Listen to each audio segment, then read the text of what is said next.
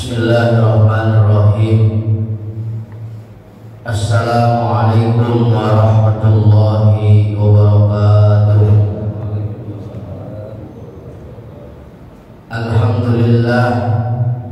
Alhamdulillahilladzi arsala rasulahu bil huda basyiran wa nadhira wa da'iyan ila Allah wa sirajan munira.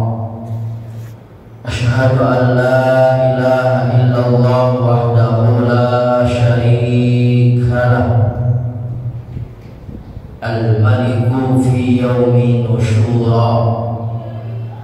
Wa asyhadu anna sayyidana Muhammadan abduhu wa rasuluh, sahibus syafa'ah fi yawmin nafara. Allahumma salli wa sallim wa barik wa karim wa tarham wa tahannan ala abdika wa rasulika nabiyyina wa habibina wa syafi'ina wa dhuhrina wa qurrati a'yunina habibana wa nabiyyana Muhammadin sallallahu alaihi wasallam wa ala alihi wa ashabihi minal mujahidin al-tahirin al-tayyibin. Faqad qala Allahu azza wa jalla fi muhkamil ahkam. A'udzu billahi minasy syaithanir rajim. Bismillahirrahmanirrahim.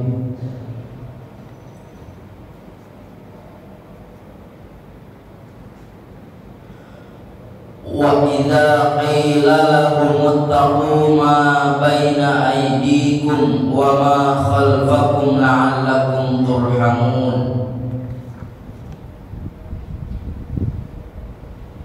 Wa ma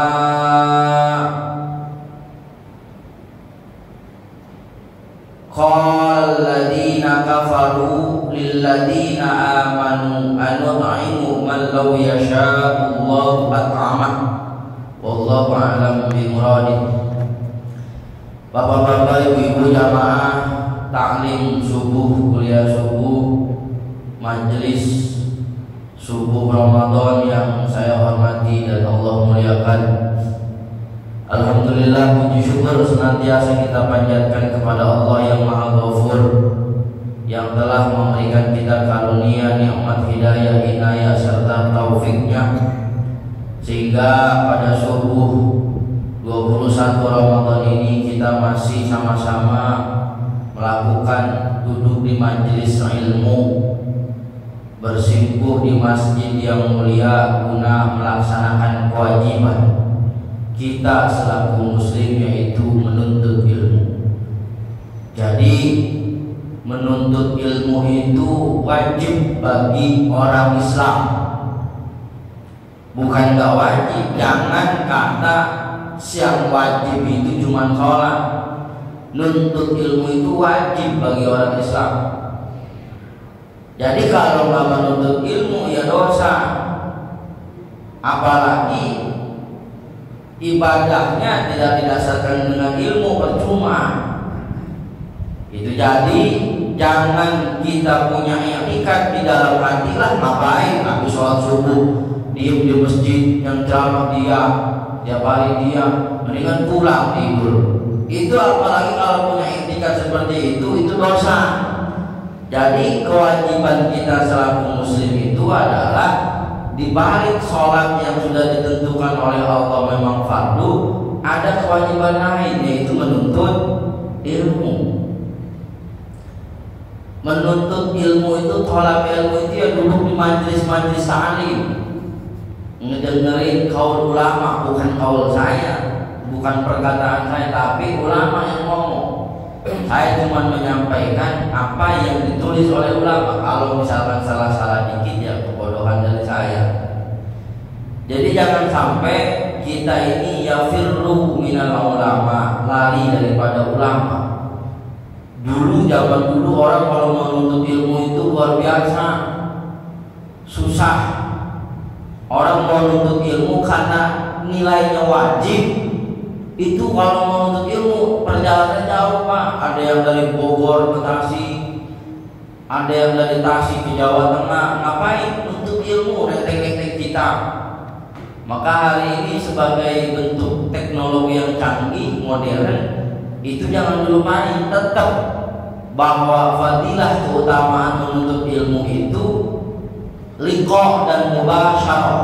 Liqa artinya bertemu, mubasyarah artinya kita tatapan muka. Meskipun zaman canggih bisa dibuka langsung hukum di mana, di Google, tapi tidak memiliki sanad keilmuan. Dan keder orang yang nonton YouTube, nyari ilmunya di YouTube, kemudian dasarnya di Google, keder. Kenapa keder? Kadang nggak memiliki sanad keilmuan. Sanad keilmuan apa? Berkesinambungan antara ilmunya bersandar kepada gurunya lagi. Saya punya guru, guru saya punya guru lagi, guru saya punya guru lagi, sampai kepada Rasulullah Shallallahu Alaihi Wasallam. Jadi jangan main comot doang. Kalau di YouTube kita main comot doang itu macam-macam. Ada yang pemahamannya Wahabi, ada yang pemahamannya orang Syiah, ada yang pemahamannya Hizbut Tahrir, ada yang pemahamannya liberal, macam-macam kalau di YouTube. Makanya nuntut ilmu itu kewajiban. Jadi kalau kita habis sholat subuh dikasih program, dikasih bahasan habis subuh keluar pintu masjid, itu kita naik dosa Pak. Sekali lagi, jangan punya etikat bahwa nuntut ilmu itu sunnah, bukan wajib. Bagi kita yang muslim itu nuntut ilmu. Jadi jangan disalahkan kalau misalkan amal ibadah kita nggak sesuai dengan ilmu syariat. Ya kenapa? Karena memang ibadah juga harus pakai ilmu. Jadi jangan sampai ya firlu minal ulama, lari daripada ulama. Itu ada dampaknya. Ada 3 dampak. Ada tiga kejelekan atau dampak negatif orang yang firlu minal ulama, lari daripada ulama. Tapi nggak bakal dibahas ketiga ini, nantilah kapan-kapan. Bapak Ibu hadirin rahimakumullah, kita lanjutkan tafsir ayat surah Yasin. Itu hanya sebatas prolog bahwa kita ini mesti nuntut ilmu. Nuntut ilmu itu kewajiban. Dan nuntut ilmu itu bukan hanya duduk di sekolah, bukan hanya duduk di bangku kuliah, tapi nuntut ilmu itu di majelis-majelis ilmu, di majelis ta'lim yang mengupas kaul pendapatnya ulama, sehingga agama kita, pemahaman kita tentang agama kagak keder, enggak nyasar kemana-mana pemahamannya. Kadang-kadang yang tadi saya bilang, kalau misalkan hari ini kecanggihan teknologi bisa dibuka di YouTube, umpama hukum tentang apa langsung muncul. Cuman kita nggak tahu asal usul dari mana ilmu itu didapat, karena sekian banyaknya keanekaragaman di dalam bahasan ilmu itu, nggak jelas sanadnya. Bapak Ibu hadirin rahimakumullah, kita lanjutkan tafsir surah Yasin ayat 45.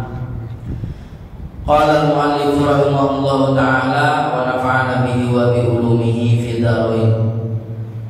Wa idza qila lahum ittaqu ma baina aydikum wa ma khalfakum la'allakum turhamun. Kemarin terakhir ayat illa rahmatan minna wa mata'an ilahin, kecuali karena dengan rahmat kami mereka itu diberikan karunia kesenangan sampai waktu yang tidak ditentukan. Ayat berikutnya kata Allah, wa idza qila lahum, dan ketika dikatakan kepada mereka orang-orang kafir, ittaqu, takutlah kamu, ma baina aydikum, terhadap sesuatu yang ada di hadapanmu, wa ma khalfakum, dan apa yang ada di belakangmu, la'allakum, supaya kamu semua itu turhamun, mendapatkan rahmat dari Allah Subhanahu wa taala. Al-muradu bima, maka yang dimaksud dengan perkara atau ayat bima baina aidikum, bima baina aidikum, terhadap perkara di antara kamu, yaitu ad-dunya, yaitu dunia. Yakni tegasnya ihdaru, hati-hatilah kamu semua hak terhadap dunia. Wala taqrabuha, dan janganlah kalian mendekati hak terhadap dunia. Jadi tafsiran pertama, wa idza qila lahum, apabila dikatakan kepada mereka, ittaqu, takutlah kamu, ma baina aidikum, terhadap apa yang ada di depanmu. Maksud apa yang ada di depan kita itu adalah dunia. Jadi takut kepada dunia. Dunia itu hanya sebatas hidup sementara, kehidupan abadi kekal setelah dunia. Maka kata ulama, ihdaruha, hati-hatilah terhadap dunia. Jadi dunia itu bukan tempat kita hidup. Dunia itu adalah tempat kita mati. Tempat kita hidup adalah akhirat. Jadi ihdaru wala taqrabuha, dan jangan kamu mendekati dunia ini. Artinya hati-hati sama dunia. Jangan sampai kita jadi diperbudak oleh dunia. Harusnya kita tidak terperdaya oleh dunia, tapi kita terperdaya oleh dunia itu. Berapa banyak orang yang terpedaya dengan dunia sehingga menghalalkan segala cara yang ujung-ujungnya duit, ujung-ujungnya harta. Kemudian menjeblos sehingga hiduplah dia di belakang jeruji besi. Itu kenapa? Karena terpedaya oleh dunia. Wakilah, dan dikatakan lagi ma baina aidikum, bahwa pendapat yang lain, apa yang ada di hadapan kalian, ma asaba man qablakum minal umam, yaitu sesuatu apa yang telah menimpa daripada kalian minal umam, umat-umat terdahulu. Pendapat pertama bahwa ittaqu ma baina aidikum, takutlah kamu akan siksa yang ada di hadapanmu. Artinya takut sama dunia.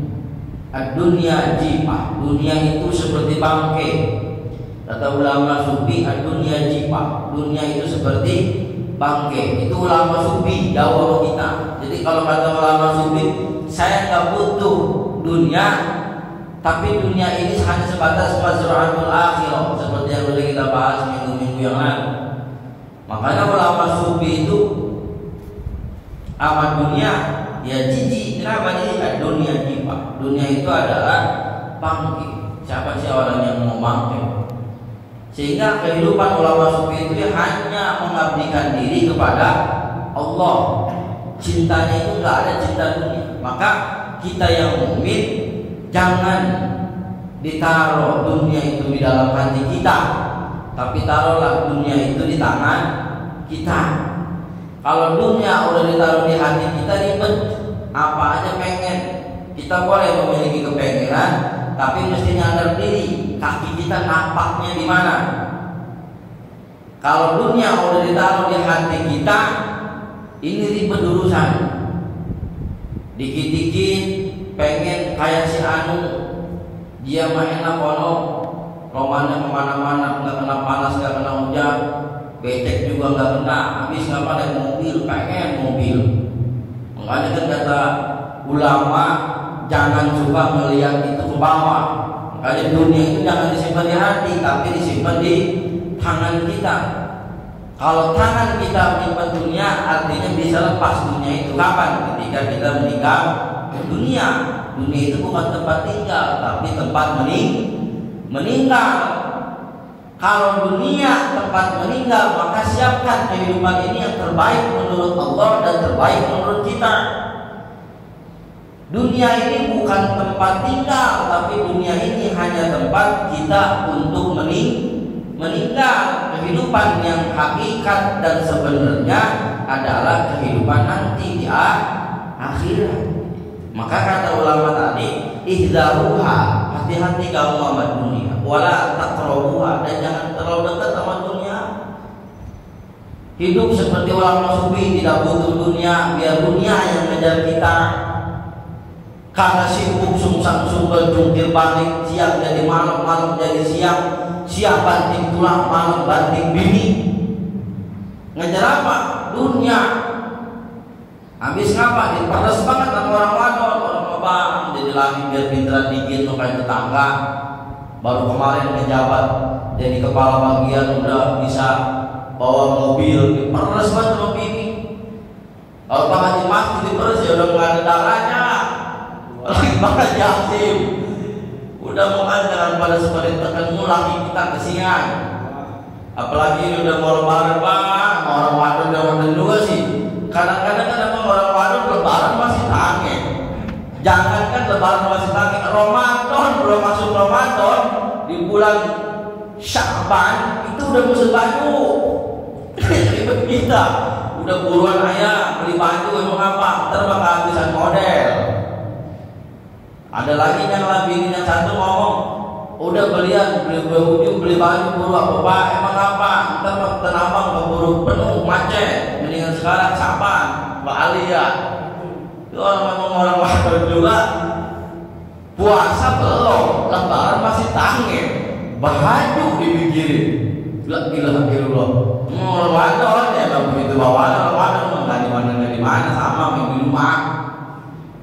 Lebaran masih tangen, Ramadan udah masuk, puasa juga belum masih bulan Saban, udah mesen online. Waduh, udah tinggal lakinya doang. Kadang-kadang mending kalau misalnya udah bayar, COD bayar ini depan rumah kan puyeng kita lagi ngemegang duit ya Bang aja. Tempo-tempo kalau pakai itu doang bawa lagi Bang pulang, saya nggak mesen. Bibinya mesen COD, dia main pesen-pesen aja, lakinya nggak tahu. Begitu nyampe, assalamualaikum, ini lu Bang Haji pasti ya. Ini ada paket berapa duit? 200.000, udah gua nggak megang duit. Bau kesian lagi ibu kalau misalkan dia itu bilang dulu sama lakinya, tempo-tempo waktu Bang paket udah Bang balik lagi Bang, saya agak mesen. Sian. Aduh, itu namanya dunia ya, begitulah dunia, tempatnya capek. Kalau nggak capek jangan di dunia. Makanya hidup itu ikutin sesuai dengan keinginan Allah. Jangan banyak punya kepengenan. Kalau modal-modal kita mah. Ibu bapak hadirin rahimakumullah, yang pertama. Yang kedua, pendapat ulama tadi, ma baina aidikum, apa yang takutlah kamu terhadap apa yang ada di depan kamu itu, maksudnya ma asaba min qablakum minal umam. Kita takut menjadikan iktibar, menjadikan pelajaran. Ma'asoba man qablakum minal umam, apa yang terjadi dari umat-umat terdahulu. Takut kita. Karena orang kita mah gak ada takutnya Pak. Diceritain kuburan, dia gak takut. Malah kuburannya pakai buat pacaran coba itu. Ini hebatnya umat Nabi Muhammad gak takut. Jadi kuburan begini-begini, mana yang takut? Coba. Kuburan tadi digentet, mungkin ada ular namanya Sujahul Aqra, nggak takut, nggak takut. Maka kata Allah dalam Al-Quran ini, wa idza qila lahum ittaqu ma baina aydikum, takutlah kamu terhadap apa yang ada di depanmu. Apa? Kejadian umat-umat terdahulu. Kita mah nggak takutnya, jangankan umat terdahulu. Diceritain sama ulama, kuburan itu tempatnya gelap. Kita sempit sendirian, kan kita udah mati. Kata ulama, enggak, kita hidup lagi, cuma hidupnya beda sama di alam dunia. Nanti ruh kita katanya dibalikin, tetap aja kan takut Pak. Bahkan kuburan tadi jadi tempat pacaran, tempat monyok, itu kita. Makanya kata Allah, takutlah kepada apa yang terjadi umat terdahulu. Kaum Sodom ditebalikin, dia punya tempat tinggal. Nabi Nuh ditenggelami di dalam banjir bandang yang seukuran gunung. Apalagi Nabi Musa, nabi-nabi terdahulu Qarun ditenggelamin di dasar bumi. Jadi kalau sekarang ada yang pelit, kaya pelit, Qarun berarti itu peninggalan sisa Qarun. Yang terjadi hari ini berarti cucunya Qarun, cicitnya Qarun, lalu kaya pelit gitu. Apa kata dia? Kan Qarun ketika ditanya, ini harta saya ala ilmi indi, gitu. Ala ilmi indi, ini saya dapat karena ilmu saya. Ini kalau misalkan ada orang kaya ya bukannya emang harus dibahas. Kalau nggak dibahas tengah-tengah bagaimana ilmu itu mesti dibuka semuanya. Ala ilmi indi, jadi saya dapat ini karena ilmu saya. Jadi kalau hari ini ada orang merasa, wah rumah enak, tinggal bawa proposal doang, rumah gua ini hasil kerja keras gua. Siang malam gua bagi tuang, siang malam gua berbisnis berniaga. Ini kekayaan hasil dari payah gua. Gua enak cuma tinggal bawa proposal doang. Nggak terima dia pelit, nggak ngasih supaya juga enggak, kali itu ngasih kocak, cepet enggak, pokoknya jadi enak aja. Itu usaha gua yang capek, gua enak tinggal bawa proposal umpama adanya begitu. Tapi di pulau nggak ada, di pulau mah orang kayanya baik-baik. Ini mana di sono, di kampung sono, di kampungnya si Qarun. Jadi ini mah harta yang saya dapat dengan usaha saya. Padahal dari 2,5% itu ada hak orang lain. Gitu.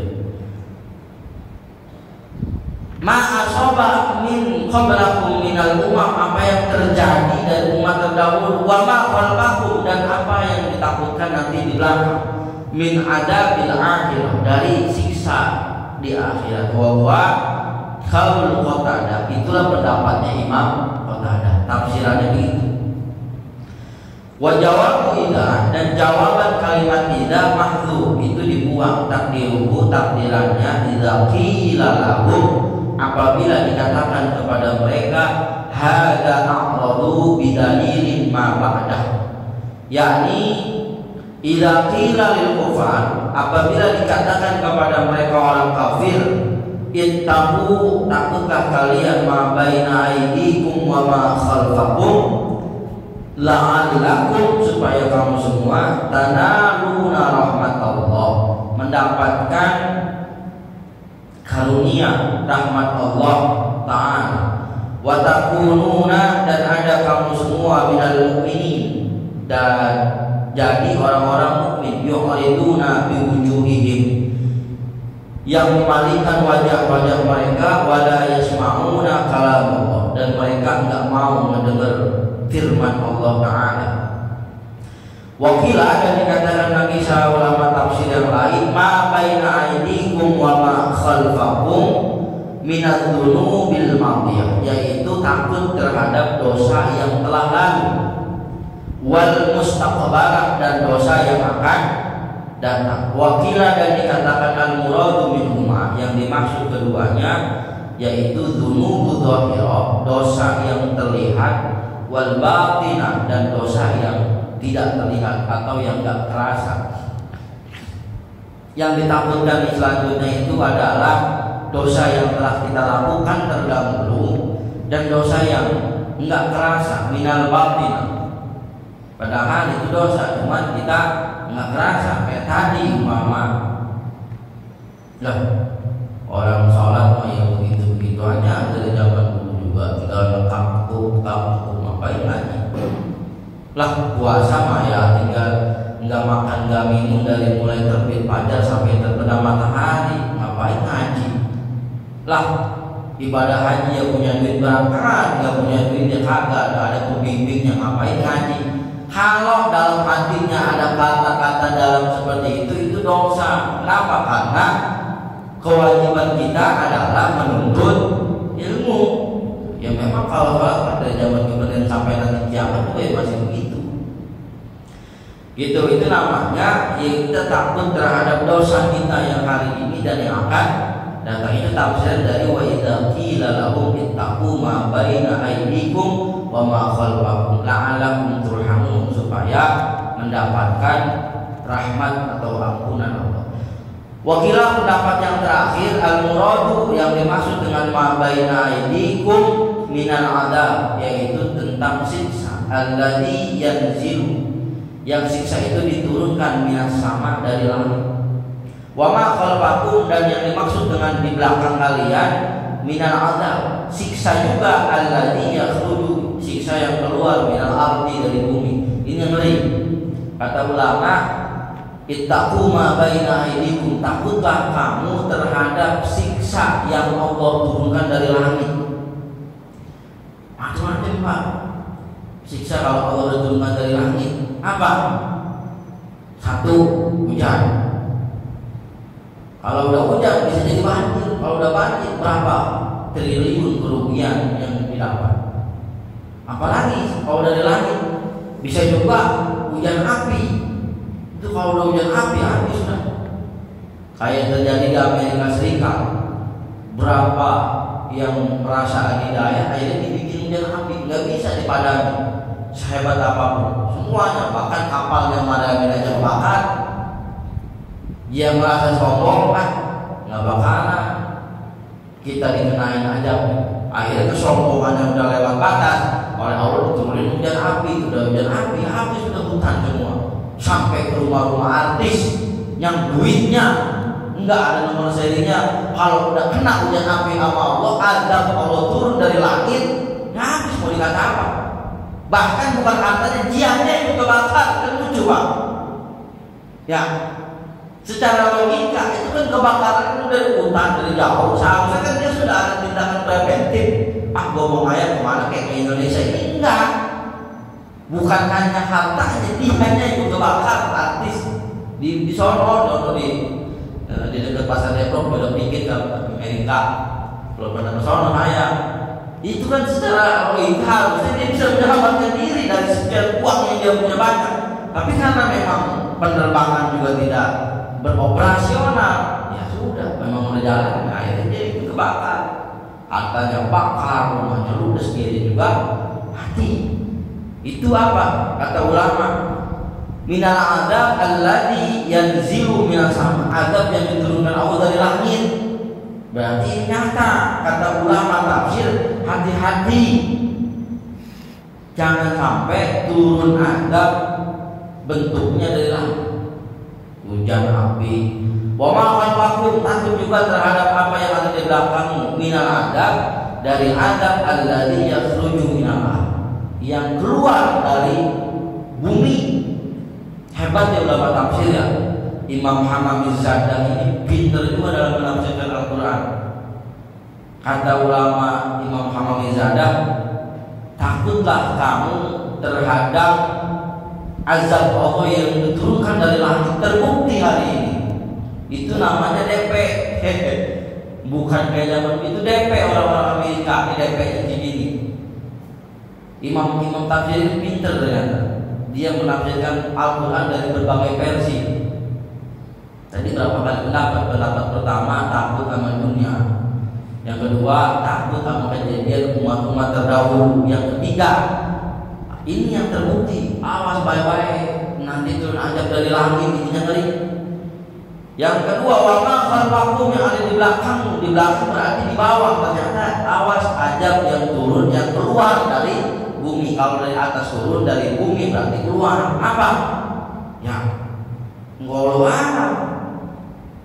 Kalau bumi udah keluar yang bentuknya azab, ya udah, gempa, terbelah tanah, masuk kita ke 7 lapis tanah. Itu di dunia kan bisa aja. Jalanan putus kemudian terbelah, ada gempa atau ngebor di Sidoarjo sampai sekarang belum tertutup Pak. Kejahatan tangan manusia dia bikin rusak di dunia. Zoharal fasadu fil barri wal bahri bima kasabat aydin nas, bahwa rusaknya alam dunia itu akibat tangan manusia yang bertanggung jawab. Dia ngebor tanah, akhirnya kebablasan, keluar lumpur, namanya lumpur Dapindo di Sidoarjo. Hari ini belum tertutup, makin lebar Pak. Jangan-jangan ini Bisa aja ya walau alam. Tapi yang jelas ulama itu mewanti-wanti kita hati-hati jangan sampai turun adab dari langit tuh keluar adab dari bumi. Lumpur ini kalau dingin mah panas.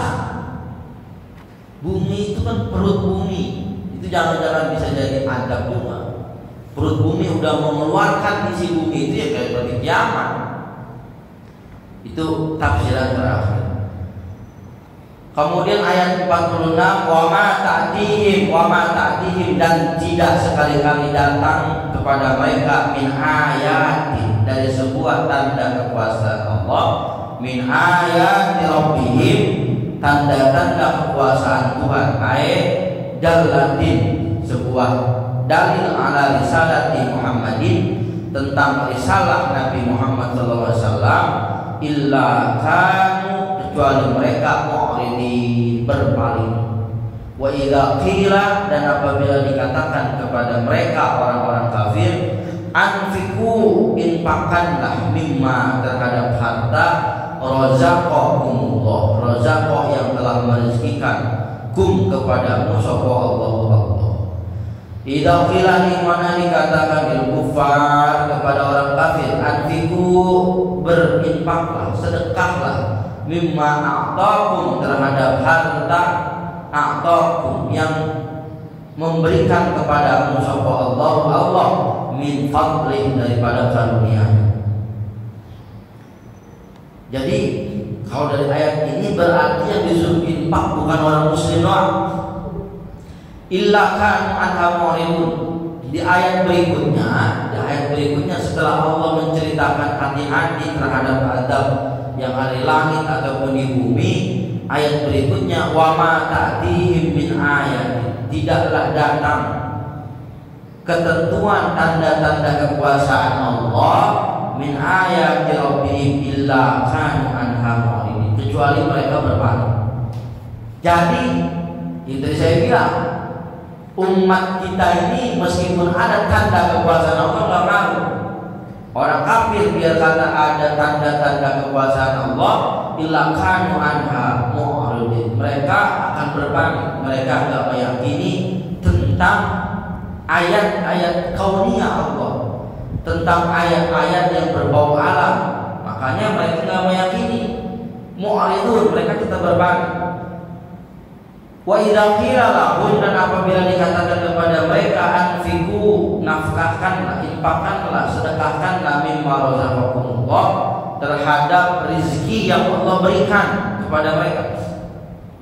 Jadi orang non muslim kafir itu disuruh juga untuk berinfak. Pertanyaannya, bagaimana hukumnya kita? Pertama, hukum kita menerima infak dari non Islam atau sedekah dari non Islam. Bang Haji Asing umpama ada yang datang, orangnya matanya sipit putih, agamanya non Islam, Cina, Buddha, Kristen, sedekah bawa beras karung ke rumah Haji Asing, terima kagak tan? Kata dia umpama, ini kan dari non muslim, terima nggak? Terima. Jadi kalau ada non muslim yang sedekah ke rumah ibu bapak bawa beras sekarung, terima.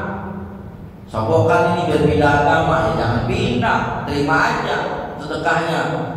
Sebab menerima sedekah dari non muslim ya nggak apa-apa, nerima mah, nerima nggak apa-apa, jangan sampai nggak diterima pak. Ini hukumnya pertama, boleh enggak kita menerima sedekah dari non muslim? Boleh, terima. Bukan beras, minyak, apalagi minyak, terima. Pokoknya yang sifatnya sedekah dari non muslim kepada orang Islam, terima. Mau itu sokokan kayak, mau dibilang beda agama kayak, terima aja. Makanya tauhid kita biar kuat, terima. Yang kedua, hukumnya kalau kita udah terima, bagaimana status dia non muslim yang bersedekah? Kan kalau kita mau bersedekah udah pasti dapat pahala karena kita orang Islam. Kalau mereka bagaimana? Pendapat ulama, orang non muslim yang bersedekah itu disebutnya ahlul birri, orang yang berbuat kebaikan. Dihitung nggak amal soleh? Ada dua pendapat. Pertama, sedekah infak orang non muslim kepada kita itu tidak dihitung amal soleh, kecuali dia masuk Islam baru dihitung. Umpama tahun 2024 dia sedekah 10 karung di kampung pulau, nih saya sedekah. Ahlul bir namanya, orang yang berbuat kebaikan. Diterima orang kampung pulau 10 karung ini. Kata ulama pertama, pendapatnya enggak diterima pahalanya, enggak ada pahalanya, hanya kebaikan sosial aja. 2025 orang yang tadi sedekah masuk Islam, maka sedekah yang 2024 itu dicatat menjadi amal kebaikan. Itu pendapat ulama yang nomor 1. Tuh, kalau non muslim bersedekah, yang non muslim aja dicatat, apalagi kita yang orang Islam. Pendapat ulama nomor 2, status orang non muslim yang bersedekah, yang nyumbang kebaikan, itu tetap diterima menjadi amal kebaikan. Pendapat ulama kedua, nanti kalau dia mati itu dapat keringanan katanya. Kata ulama dapat keringanan. Kok bisa? Bisa. Dasarnya adalah Abu Lahab, pamannya Nabi, itu kan enggak masuk Islam Pak, tapi baik. Atau selain Abu Lahab, Abu Thalib memang udah jelas-jelas membela Nabi. Abu Lahab yang memusuhi Nabi itu masih saudara.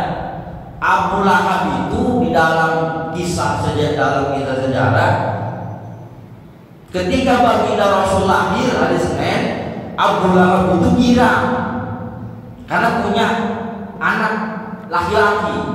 Abu Lahab girang hari Senin baginda Rasul lahir, itu mendapat keringanan, cuma bilang doang.